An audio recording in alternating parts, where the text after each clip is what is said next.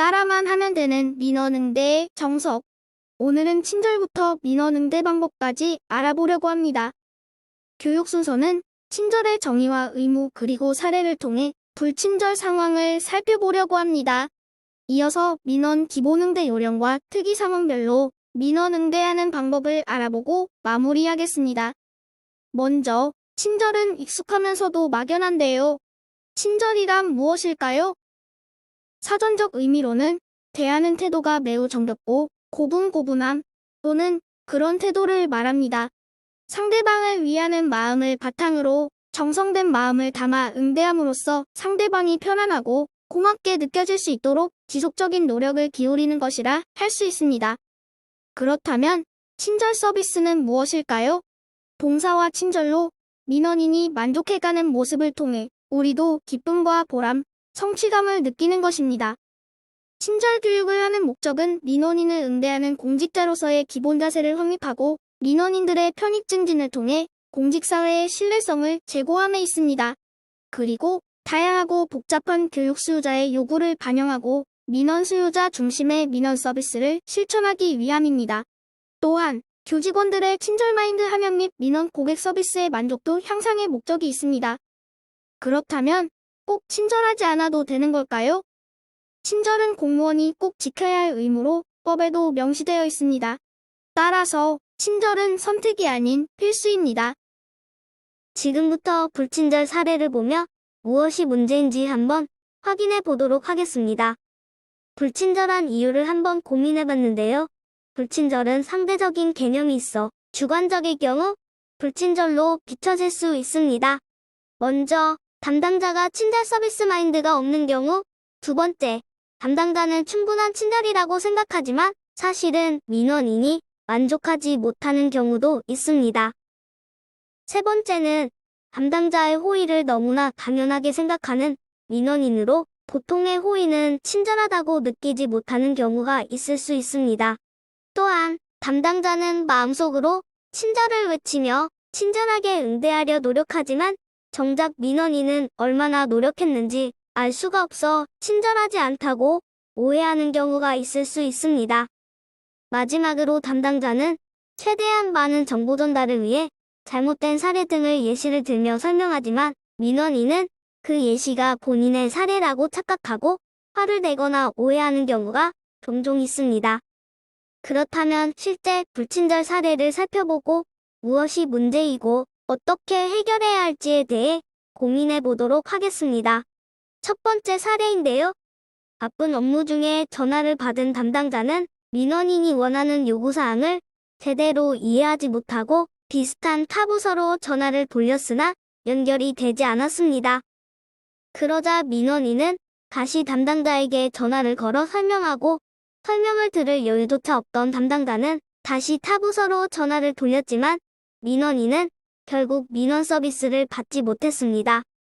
민원 내용을 경청하지 못해 생긴 불친절로 민원인의 요구사항을 제대로 파악하여 전화 연결을 했더라면 하는 아쉬움이 남는 사례였습니다. 두 번째 사례입니다. 민원인은 학교에서 증명서 발급이 가능하다는 사실을 미리 학교에 확인한 상태로 방문하였지만 담당자는 업무 속지가 되지 않아 옆에 담당자에게 확인해보곤 안 된다며 잘못된 안내를 했고 민원인에게 교육청에 다시 알아보라고 안내를 했는데요. 민원인은 이미 정보를 확인을 하고 방문을 한 상황인데 담당자가 업무 숙지가 안 된 상태로 소극적으로 응대를 하여 민원인에게 불쾌감을 준 사례입니다. 업무에 관련된 질의사항은 담당자가 직접 상위기관 또는 다른 기관에 알아보고 정확한 민원 응대가 이루어져야 할 것입니다. 세 번째 사례입니다. 학교에는 다양한 직종과 구성원이 함께 생활하는 곳으로 조직 내 업무 갈등이 점점 늘고 있습니다. 완벽한 업무 처리를 위해 각자의 위치에서 많은 노력을 하고 있지만 처리 과정에서 뜻하지 않은 갈등과 문제가 발생하여 운동의 골이 깊어지곤 합니다. 감정적 응대보다는 좀 더 배려하는 마음으로 함께하며 수평적 문화 정착 및 관계 개선의 노력이 필요합니다. 네 번째 사례입니다. 학교 담당자는 업무 관련으로 교육청으로 문의 전화를 합니다. 교육청 담당자는 상담 및 업무 처리를 위해 해당 학교 담당자의 소속과 성명을 물었으나 밝히기를 꺼려합니다. 본인을 밝히면 안 되는 이유가 있는 걸까요? 업무 관계로 전화 통화 시 상호 간의 업무 예절은 지켜주시기 바랍니다. 5번째 사례입니다. 공문 관련 문의로 교육청으로 전화한 교사는 담당자에게 어이없는 답변을 받습니다. 공문에 대해 궁금한 사항이 있어 전화했습니다. 공문을 확인하셨으면 전화 못 하셨을 텐데요. 교육청에서는 취합만 합니다. 공문 내용을 좀 설명해 주시면 안 되겠습니까? 제가 왜 그걸 선생님한테 설명해야 하는 거죠? 공문 잘 읽어보세요. 학교에서는 공문 관련으로 문의할 수 있는 곳은 공문을 발송한 담당자뿐입니다. 유관기관에 협조 공문을 발송한 것이라면 해당 기관의 연락처를 명시하거나 문의사항을 확인하여 답변해 주시면 좋을 것 같습니다. 6번째 사례입니다. 스쿨뱅킹 인출 내용이 궁금한 학부모님. 계좌 인출 내용과 가정통신문상의 금액이 달라 학교에 전화를 했습니다. 그러나 행정실 직원은 퉁명스럽게 맞아요. 맞다니까요. 왜 못 믿으세요? 학교 직원은 학부모의 말을 듣지 않고 중간에 말도 자르고 퉁명스러웠습니다. 이후로 재확인하려고 다시 전화했더니 아까 전화하신 어머님이세요? 직원은 목소리가 커졌고 말도 자르며 중간중간 한숨 쉬면서 얘기했습니다. 기분 나쁘다고 말했음에도 직원의 태도가 달라지지 않아 생긴 불친절입니다. 본인의 잘못은 없더라도 친절하게 학부모의 오해와 궁금사항을 해결하였다면 좋았을 텐데 하는 아쉬움이 남습니다. 앞서 확인한 불친절 사례를 보시고 어떤 생각이 드시나요? 무엇이 문제였는지 민원 기본응대 요령을 보시고 다시 한번 생각해 보시면 좋을 것 같습니다. 그럼 지금부터 전화민원과 방문민원의 기본응대 방법, 민원응대를 위한 화법에 대해 함께 해보겠습니다. 전화응대의 기본 원칙은 우선 전화벨이 3번 울리기 전에 신속하게 전화를 받고 인사말과 소속, 이름을 밝힙니다. 메모하며 책임감 있는 민원 처리 자세로 임하고 정중한 언어와 공감하는 마음으로 통화에 집중하며 민원인이 이해하기 쉽게 설명하며 응대합니다. 맞이 단계에서는 목소리를 밝게, 발음은 명확하게, 신호가 4번 이상 울린 전화를 받았다면 기다리게 해서 죄송합니다. 또는 많이 기다리셨습니다. 안내 도와드리겠습니다. 라고 말씀드립니다. 전화를 당겨받은 경우는 대신 받았습니다 하고 본인의 소속과 이름을 밝힙니다. 담당자가 부재 중일 경우 연락처를 메모하여 전달하겠습니다라고 하며 민원 진행 상황을 확인할 수 있도록 합니다. 상담 중에 전화가 올 때는 지금 민원인과 상담 중이니 전화번호를 알려주시면 잠시 후에 연락드리겠습니다 하고 상담을 이어갑니다. 민원인이 전화를 잘못 걸었거나 전화가 잘못 연결되었을 경우에는 현재 전화 받은 부서와 담당자 이름을 알리고 전화가 잘못 연결된 것 같습니다. 무엇을 도와드릴까요? 하며 적극적으로 응대 후 담당자의 전화번호를 알려드리고 연결합니다. 응대 단계에서는 집중하고 경청하며 공감 언어로 고객의 말을 자르지 않고 끝까지 듣습니다. 민원인과 통화 시에는 반드시 존댓말로 쉬운 설명과 함께 적극적으로 응대합니다. 타 부서의 업무라 하더라도 적극적으로 응대 및 안내할 수 있도록 합니다. 모르는 내용은 제가 잘 모르는 업무라 담당자를 찾아 연결해 드리겠습니다 하며 적극적으로 해결해야 합니다. 통화 종료 단계에서는 민원인이 더 필요한 사항이 있는지 확인하고 통화가 끝나면 종료 버튼을 눌러 대화를 마칩니다. 이때 상대방이 전화를 끊은 후에 전화기를 내려놓아야 하며 전화 끊을 시에는 민원인에게 동료와의 대화가 들리지 않도록 유의하여야 하겠습니다. 기본적인 민원 응대의 서비스 마인드는 4가지 유의사항이 있습니다. 첫 번째, 민원인의 말을 경청하고 두 번째, 감정적인 표현이나 논쟁은 삼가합니다. 세 번째, 민원인의 입장에서 생각하고 상황을 이해하며 네 번째, 민원인이 제기한 불만 원인을 파악하고 대응하여야 합니다. 방문 민원을 응대할 때의 서비스 마인드는 5단계가 있습니다. 첫 번째, 민원인이 방문 시에는 가볍게 눈을 맞춘 후 인사를 합니다. 두 번째, 방문 목적을 확인하고 민원 상담을 진행합니다. 세 번째, 자신의 업무 범위만을 고집하며 소극적으로 대처하지 않아야 하고 질문과 요구에 적극적으로 해결하려고 노력하여야 합니다. 네 번째, 처리 시간이 걸리는 민원은 소요 시간과 절차를 안내하여 민원인이 기다리는 시간과 절차를 참고할 수 있도록 안내합니다.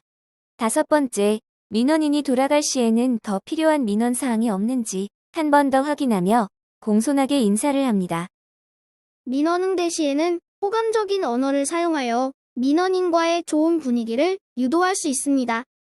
긍정적인 답을 해야 하는 경우에는 네, 잘 알겠습니다 하며 마무리하고 부정적인 답을 해야 하는 경우에는 확인해 보겠습니다 하고 적극 해결 의지를 전달합니다. 공감을 나타날 때에는 네, 그렇군요. 참 잘 됐습니다 하며 맞장구를 칩니다. 거부하는 답을 할 경우에는 안 됩니다. 보다는 정말 죄송합니다만 으로 시작하여 안 되는 이유를 적극 설명할 수 있도록 합니다. 부탁을 해야 하는 경우에는 그렇게 해주시면 고맙겠습니다 하고 사과가 필요할 때에는 해를 끼쳐 정말 죄송합니다. 겸양할 때에는 천만의 말씀입니다 라고 말하며 겸손하고 양보하며 상대방을 존중합니다. 불분명한 답변을 해야 할 시에는 아직은 안 됐습니다만 등으로 답할 수 있습니다. 지금부터는 특이 상황별 민원 응대 방법에 대해 알아보겠습니다. 먼저 특이 전화 응대 시 응대 방법인데요. 폭언과 욕설, 성희롱 등 전화 민원을 응대 시 대응 방법에 대해 알려드립니다. 단순 폭언 시에는 5단계의 절차가 있는데요.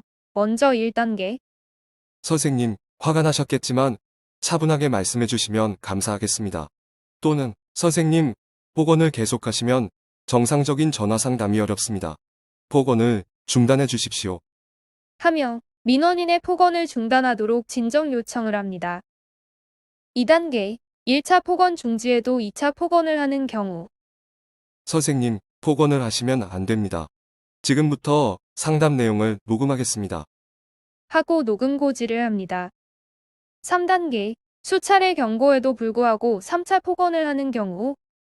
선생님, 폭언을 지속할 경우에는 관계 법령에 따라 처벌받을 수 있습니다. 더 이상 상담이 어렵습니다. 상담을 종료하겠습니다. 하고 법적 조치 경고 후 전화 상담을 종료합니다. 4단계. 동일 민원인이 다시 전화하는 경우 또는 동일하게 응대를 하되 상급자와 통화를 원할 경우. 선생님, 상급자에게 보고드린 후 다시 연락드리겠습니다. 2차 통화 시 상급자를 연결합니다. 당장 바꾸라고 재촉하더라도 매뉴얼에 따라 차분하게 답변을 진행해야 합니다. 5단계. 특인 인원 발생 보고서를 작성하여 부서장에게 보고하고 필요에 따라 상급자가 민원인과 직접 통화하며 폭언 지속 시 통화 종료 및 서면 경고문 발송이 가능합니다. 지금까지 단순 폭언 시 응대하는 방법에 대해 알아봤습니다. 다음은 민원인이 욕설하는 경우 대응하는 방법에 대해 알아보겠습니다. 욕설이 있는 민원의 경우 6단계의 처리 과정이 있는데요. 선생님, 욕설을 자제해 주십시오. 지금부터 상담 내용을 녹음하겠습니다. 하고 욕설 자제 요청과 녹음을 시작합니다. 민원실 등에서 상담 시작부터 ARS 녹음 고지를 하는 경우에는 육성 또는 기계음으로 고지할 수 있습니다. 욕설이 계속되는 경우 다음 단계에서는 선생님, 현재 욕설을 하셨기 때문에 더 이상 상담 진행이 어렵습니다. 통화 종료하겠습니다. 하고 상담을 종료합니다. 이때 민원인에게 조언이나 충고 또는 욕설로 맞대응을 해서는 안 됩니다. 다음 3단계는 민원 내용을 부서장 또는 상급자에게 즉시 구두 보고합니다. 4단계에서는 부서장의 조치 사항이 필요합니다. 먼저 담당 공무원 면담 및 상태를 판단하여 휴식 등을 부여할 수 있도록 하고 녹취 파일을 청취하여 상황을 파악합니다. 이후 특인 인원 발생 보고서를 작성하며 사안의 경중을 고려하여 필요에 따라 서면 경고문을 발송합니다. 민원인의 주소 파악이 안 될 경우에는 개인 휴대폰으로 문자 메시지 형태로 전송하도록 조치합니다. 5단계, 2차 통화 시 상급자 연결 단계입니다. 민원인이 사과의 여지가 있는 경우 통화를 진행합니다. 다만 사과의 여지가 없고 반복적 욕설을 지속하는 경우에는 선생님, 죄송하지만 상급자를 통해 본 전화에 수신된 번호로 통화가 진행되도록 하겠습니다. 통화 종료하겠습니다. 6단계, 상급자는 신속하게 민원인과 통화를 진행합니다. 욕설이 지속될 경우 선생님, 더 이상 상담이 어렵습니다. 통화 종료하겠습니다. 하고 전화 종료하며 이후 법무부서 등과 협의하여 법적 조치 등을 검토합니다. 다음은 4단계 성희롱 응대 방법에 대해 알아봅니다. 먼저 1단계 경고입니다. 방금 하신 말씀은 제가 듣기에 불편합니다. 상담 내용이 녹음되고 있습니다. 성희롱에 해당될 수 있으니 말씀을 가려해 주십시오. 민원인의 발언이 성희롱에 해당됨을 알리고 침착하고 사무적인 언어로 불쾌감을 강하게 표현합니다. 경고에도 불구하고 계속적 성희롱 발언을 하는 경우 2단계 상담 종료 단계입니다. 선생님은 전화를 이용하여 성적 수치심이나 혐오감을 발생시키셨으므로 성폭력 범죄 처벌 등에 관한 특례법 제13조에 따라 처벌될 수 있습니다. 더 이상 상담이 어렵습니다. 통화를 종료하겠습니다. 민원인의 발언이 성희롱에 해당됨을 알리고 침착하고 사무적인 어조로 불쾌감을 강하게 표현합니다. 다음은 3단계 즉시 보고 단계입니다. 민원 내용을 부서장 또는 상급자에게 메모나 구두로 즉시 보고합니다. 마지막으로 4단계 부서장 조치사항입니다. 담당 공무원 면담 및 상태를 확인하고 필요에 따라 휴식을 부여합니다. 녹취 파일을 청취하여 상황을 파악하며 성희롱 여부를 확인합니다. 성희롱인 경우 특임 인원 발생 보고서를 작성하고 법적 조치사항 등에 대해 유관부서와 협의하여 진행합니다. 다음은 상급자와의 통화를 요구하는 특임 인원의 전화 응대 방법 2단계를 알아봅니다. 이때는 민원인의 요구에 끌려가지 않아야 합니다. 1단계는 실무자가 대응하는 단계입니다. 기관장으로부터 민원 관련을 위임받았음을 설명하고 일관되게 응대합니다. 선생님, 화가 많이 나셨겠지만 차분하게 말씀해 주십시오. 제가 말씀을 잘 듣고 도와드릴 수 있는 방법을 찾아보겠습니다. 다음은 부서장의 대응 단계인 2단계입니다. 실무자는 민원인의 불만이 지속되고 상급자 통화를 요구할 때 선생님, 필요하시다면 담당 부서 책임자에게 연락드리도록 하겠습니다. 잠시만 기다려 주시겠습니까? 하고 담당 부서장 또는 상급자가 전화 면담을 진행합니다. 이때 부서장은 실무자의 업무 판단을 믿고 실무자와 일관되게 민원 응대를 할 수 있도록 합니다. 다음은 반복 전화나 장시간 통화를 하는 경우의 대응 방법입니다. 전화 상담의 시간 제한성을 고지하여 용건 위주로 상담이 진행될 수 있도록 유도가 필요합니다. 선생님, 대기하고 계시는 다른 민원인 때문에 많은 시간을 드릴 수 없는 점을 양해해 주시면 감사하겠습니다. 특임 인원인과의 통화 시간이 30분 이상 지속될 경우에는 상담 곤란을 설명한 후 응대를 종료하며 같은 내용의 민원을 반복하는 경우에는 통화 시간이 10분 이상 지속될 경우 응대 종료가 가능합니다. 다음은 전화 응대 중 민원인이 방문하여 민원 서류 발급을 위한 방문 또는 면담을 요청하는 경우에는 전화 민원인에게 양해를 구하고 방문 민원을 응대합니다. 선생님, 지금 민원인이 방문하여 면담을 요청 또는 민원 서류를 발급하고 있어서 불가피하게 통화를 종료하오니 양해해 주시면 감사하겠습니다. 특임 인원의 전화 응대보다는 방문 민원인에 대한 면담 또는 민원 서류 발급 등이 시급하다고 판단되는 경우에만 적용합니다. 지금까지 특임 인원 전화 응대 방법에 대해 알아봤는데요. 다음은 특임 인원 방문 응대에 대해 알아보자 합니다. 첫 번째, 폭언 또는 욕설 시 5단계의 특임 인원의 대응 단계를 알아봅니다. 1단계, 진전 요청 단계입니다. 선생님, 화가 많이 나셨겠지만 차분하게 말씀해 주시면 감사하겠습니다. 선생님, 폭언을 하시면 정상적인 상담이 어렵습니다. 폭언을 중단해 주십시오. 민원실장 등 관리자 및 청원경찰 등이 민원인을 진정시키며 별도 공간으로 민원인을 유도 일반 민원인과 분리하도록 합니다. 2단계, 1차 경고에도 불구하고 욕설과 협박이 지속 발생 시 선생님, 공포심이나 불안감을 조성하는 말씀을 반복적으로 하시고 욕설을 계속하시면 위법 행위로서 관련 법률에 저촉될 수 있습니다. 지금부터 정확한 상담을 위해 녹음을 실시하겠습니다. 상담 중인 민원 공무원의 동료 직원이 녹음을 실시할 경우 사전 고지 후 녹음을 실시합니다. 3단계, 2차 경고에도 불구하고 민원인의 행동이 제지되지 않을 경우 경찰에 신고합니다. 이제 경찰에 신고하겠습니다. 4단계, 최후 조치 단계입니다. 경찰이 도착할 때까지 대기합니다. 경찰에 신고하였습니다. 경찰이 도착하기 전까지 민원 응대를 중단하겠습니다. 5단계 상급자 대응 단계입니다. 특인 인원 발생 보고서 작성 및 부서정에 보고하며 법적 조치 사항 등에 대해 유관 부서와 협의하여 진행합니다.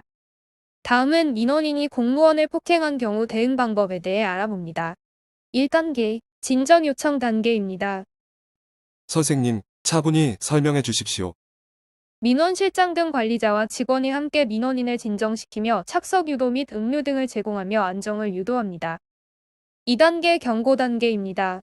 폭행 발생 시 동료 직원, 안전요원 등이 신속하게 민원인을 제지하고 상급자 또는 동료 직원이 경고합니다. 선생님, 그런 행동은 형법 제260조에 의한 폭행죄에 해당됩니다. 경찰에 신고하겠습니다. 단호하지만 정중하게 법적 근거를 말하고 경찰 신고 등 법적 대응을 고지합니다. 3단계 경찰에 즉시 신고합니다. 이때 인근 경찰서 또는 지구대와 한라인을 구축하여 대응합니다. 4단계 최후 조치입니다. 경찰이 도착할 때까지 상급자가 적극 개입하여 추가 피해를 방지합니다. 선생님, CCTV로 지금 상황을 녹화하고 있으니 진정하십시오. 진정하시고 원하는 사항을 차분히 말씀해 주셔야 도움을 드릴 수 있습니다. 5단계 상급자 대응입니다. 마찬가지로 특임 인원 발생 보고서를 작성하고 부서장에 보고합니다. 법적 조치 사항 등에 대해 유관 부서와 협의하여 진행합니다. 다음은 특임 인원 방문 응대 중 민원인이 물품을 파손했을 때 응대 방법입니다. 이때 다른 민원인을 대피시키고 동료 및 상급자 등이 적극 개입합니다. 1단계 진정 요청입니다. 선생님, 차분히 설명해 주십시오. 2단계 경고 단계입니다. 집기 물품 파손 시 청원경찰 동료 직원 등과 민원인을 제지하고 타 민원인을 대피시키며 담당자가 경고합니다. 선생님, 그런 행동은 형법 제366조에 의한 재물손괴죄 또는 형법 제260조에 의한 폭행죄에 해당됩니다. 진정하시고 말씀해 주시기 바랍니다. 단호하지만 정중하게 법적 근거를 말하고 경찰 신고 등 법적 대응을 고지합니다.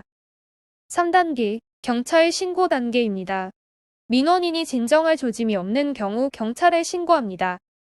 4단계 최후 조치 단계입니다. 경찰이 도착할 때까지 상급자가 적극 개입하여 추가 피해를 방지하며 상급자가 대응합니다. 선생님, CCTV로 지금 상황이 녹화되고 있으니 진정하십시오.